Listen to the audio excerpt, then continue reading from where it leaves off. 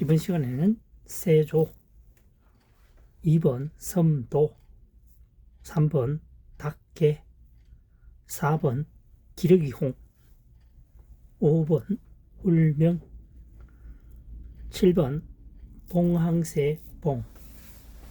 여기서 공통적으로 포함되어 있는 한자어는 세조자입니다.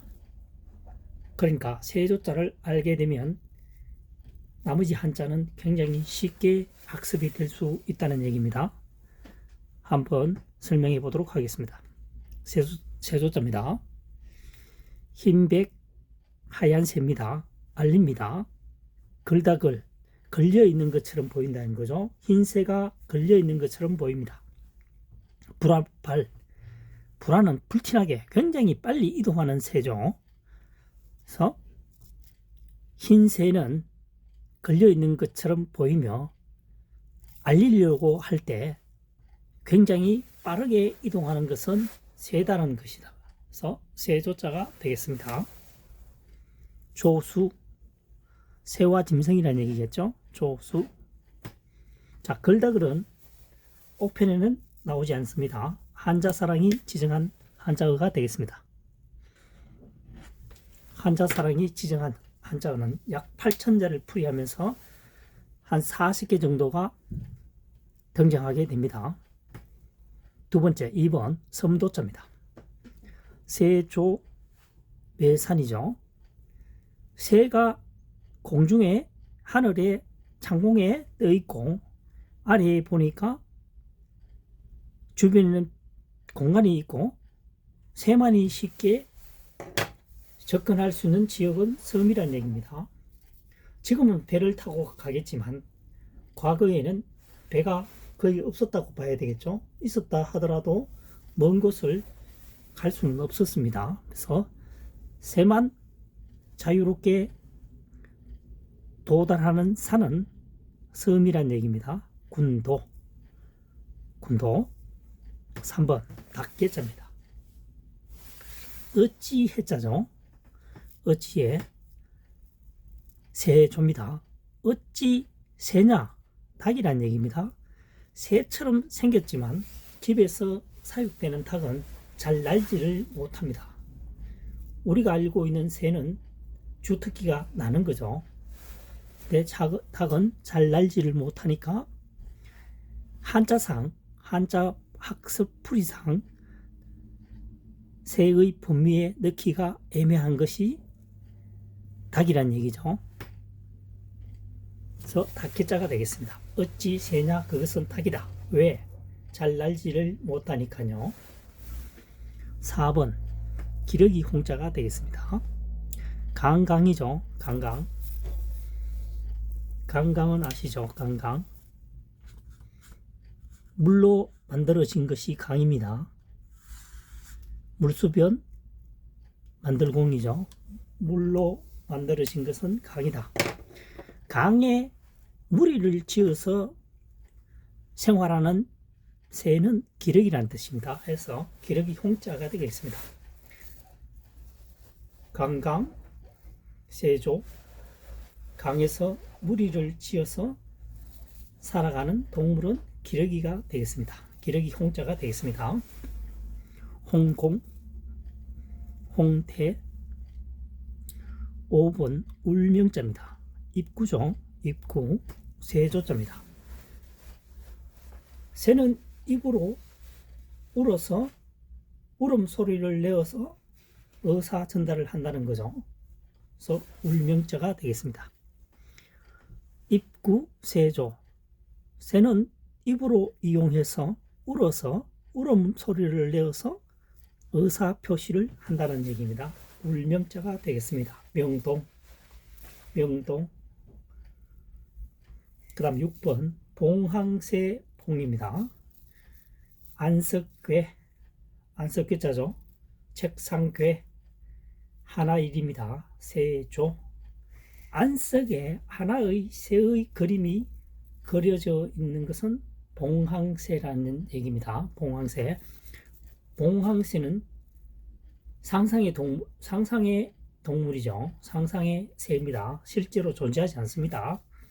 임금의 자리에 봉황새 그림을 그렸죠. 봉황새 그림을 그려 넣을 수 있는 것은 단지 임금 한 사람뿐입니다. 과거에는.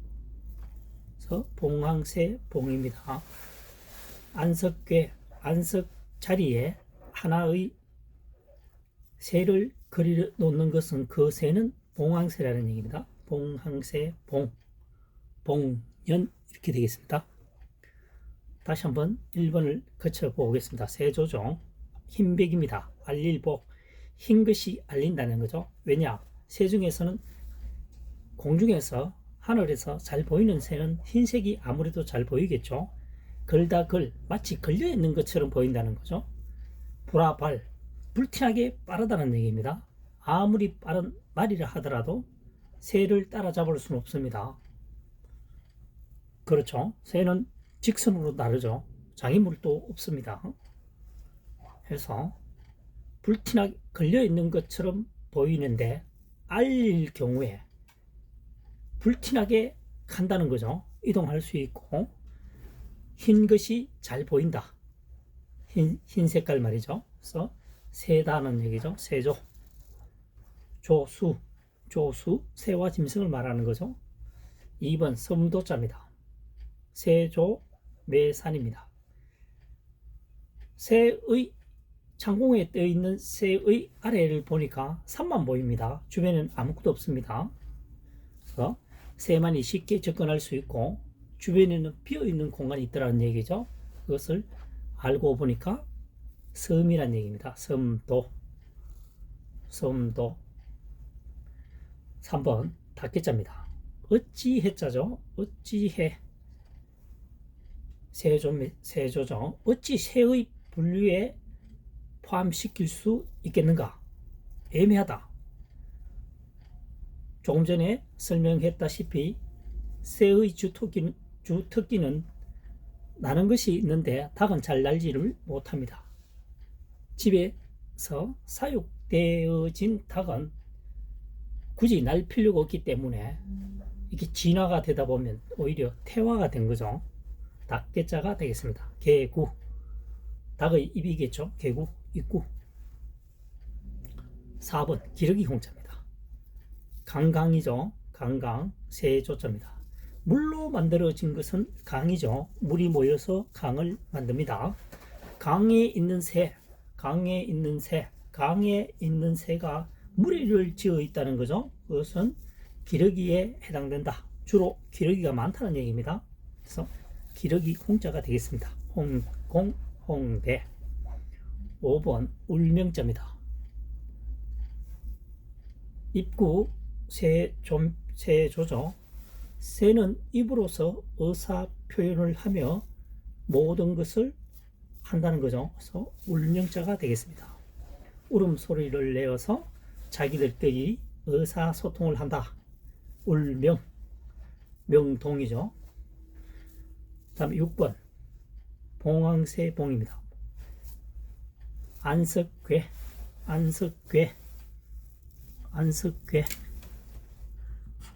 안석괴죠. 또는 책상괴. 하나의 일, 세조. 자리에 안석에 하나의 새가 그려져 있는 것은 봉황새라는 얘기입니다. 특히 임금의 자리는 봉황새 그림을 그려 넣습니다. 봉황새는 상스러움을 상징하는 상상의 새로서 용과 비슷한 역할이죠. 용을 실제로 본 사람은 없겠죠. 상상의 동물이니까요. 같은 부류로 취급하시면 되겠습니다. 봉년. 현재 한자사랑이 설명한 한자 학습은 세조자가 포함되어 있는 한자어로서 주어진 한자만으로 설명을 하고 있습니다. 각골문, 설문해자는 전혀 등장하지 않습니다.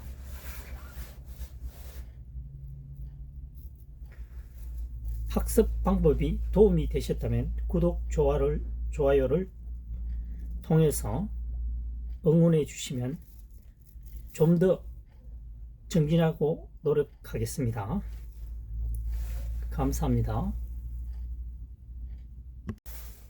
이번 시간에는 세추자가 포함되어 있는 한자어를 대해서 파자 분석을 통해서 학습하는 방법을 설명해 보도록 하겠습니다. 세추입니다. 2번 노풀채, 3번 모일집, 4번 어려울 난, 5번 재촉할 채입니다. 세추. 2번 노풀채죠. 산 아래에 새가 있다는 거죠. 산 아래에 새가 있다는 겁니다. 그래서 높은 곳이라는 얘기입니다. 산 아래까지 접근하기 가장 좋은 것은 새라는 얘기죠. 높은 곳에. 그래서 높을 채자가 되겠습니다. 채외. 3번 모일집입니다. 세추 나무목이죠. 나무 위에 새들이 모여 있죠. 그래서 모일집입니다. 나무 위에 가장 많이 모여 있는 것은 주로 새들이죠. 그래서 모일집이 되겠습니다. 그래서 시집. 4번 어려울 난입니다. 어려울 난. 좌측편에 진흙근이죠. 우측에는 세추자입니다. 진흙 속에 새가 있으니까, 새가 진흙 속에 있으니까 움직이려면 굉장히 어렵겠죠. 그래서 어려울 난입니다. 어려울 난. 진흙 속에 새가 갇혀 있으니까 날기에는 퍽 어렵다는 겁니다. 그래서 어려울 난자입니다. 난감하다 할 때 이 한자를 쓰게 되겠습니다. 난감. 감은 견딜 감이겠죠. 5번 재촉할 채입니다. 사람인 변이죠. 높을 채입니다. 사람들은 높은 곳에 올라가라고 재촉한다는 거죠. 쉽게 표현하게 되면 학생이라면 좀 더 성적을 끌어 올라가게, 그러니까 성적을 올리도록 일반적으로 부모들은 재촉을 한다는 얘기입니다. 사회에서는 일을 좀 더 효과적으로 수행하도록 재촉한다는 거죠. 사람을 높은 곳에 도달하도록 재촉을 한다. 주변에서 말이죠. 재촉할 채 되겠습니다.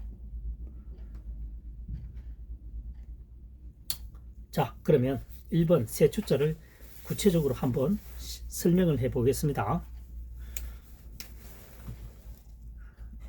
세추자는 머리 두 플러스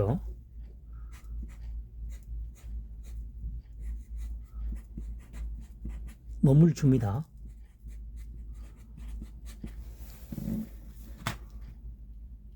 머물 주자죠. 주인주 사람인 붙으면은 머물 주자입니다. 머리는 사람에 해당하면 사람과 비교하면 높은 곳에 해당이 되죠. 그래서 높은 곳에 머물 수 있는 것은 뭡니까? 새라는 얘기입니다. 이 두 개가 합해진 거죠. 그래서 세추자가 되겠습니다. 높은 곳에 머무는 동물은 새다. 세추자가 되겠습니다. 2번 매산이죠. 산 아래에 새가 있다는 거죠. 산 아래에 새들만 머물고 있다는 것은 굉장히 높은 지역이다. 그죠? 산 아래에 새들만 이렇게 모여서 생활하고 있다는 것은 굉장히 높은 지역에 해당된다. 그래서 높을 채자가 되겠습니다. 3번 모일집입니다. 세추 나무목이죠. 나무 위에 새들이 모여서 생활을 한다. 새들이 모여서 휴식을 취하고 있다. 그래서 모일집, 시집 되겠습니다. 시집. 글들을 모아놓은 것이 시집이죠. 시집. 4번 어려울 난입니다. 진흙근입니다. 진흙근. 진흙근. 좌측에 있는 글자가 진흙근이죠.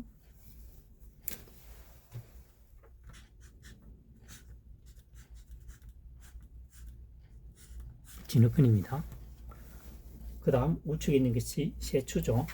진흙 속에 새가 갇혀 있으니까 헤어나오려면 굉장히 어려움이 따른다. 그렇죠? 어려울 난이 되겠습니다. 어려울 난.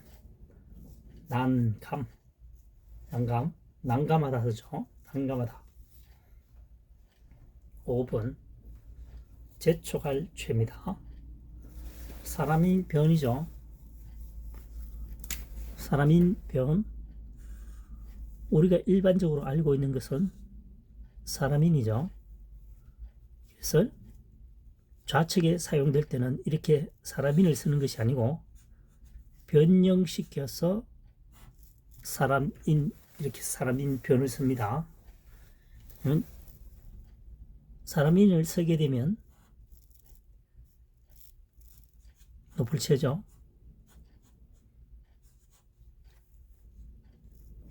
인체로 읽을 수 있다는 거죠. 인체. 발음을 인체로 발음할 수 있기 때문에 이것을, 이런 혼돈을 없애기 위해서 없애고 사람인변을 붙이면은 인변이라고 읽을 수가 없겠죠.